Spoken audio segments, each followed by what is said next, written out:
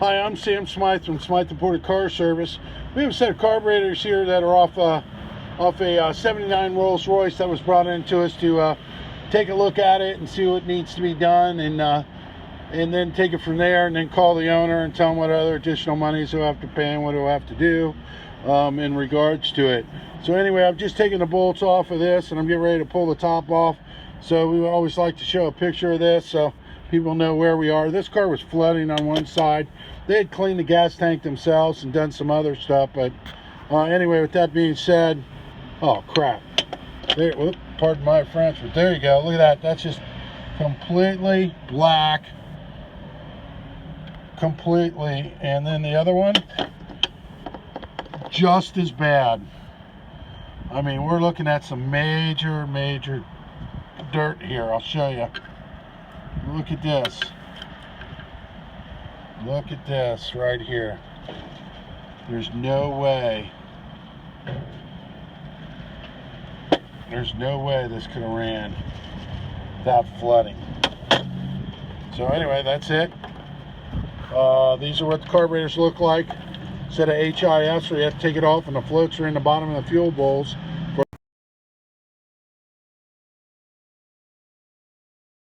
It's clear. These are actually have been blasted clean with some choke and carbon brake clean, and I can show you still how everything in here is just, you know, wasted. Could you hand me one of those bottom caps there that was cleaned up? Yes, thank you.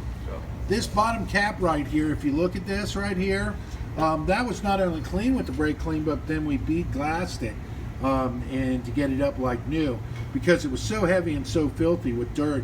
If you refer to our other video where it shows a set of carburetors like this, you'll be able to see that. So here's some crusty stuff, and it just shows like where the jet, you know, just broke apart. I want to show you inside there. It's stuck in there. See it? This one's elevated and that one's there. It's stuck. And so the needles and seats for the floats hadn't been changed. So we're going to do all that. We're going to put a set of floats, needles and seats, metering needles in it, adjust everything, clean all this up best we can, put in a couple fuel filters, adjust the choke, set everything back up, put it back in, and give it a good prayer and hope that he doesn't have to replace his fuel line. So the metal line, that it's not deteriorating, and that his liner that he had put in, he didn't put gas in it too soon and whatnot.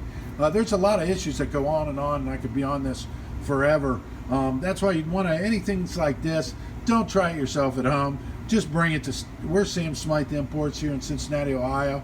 Let us do what it needs. Don't even bother taking them off, because there's going to be things we're going to need to see and whatnot too. So, and we'll do what it needs to be done. And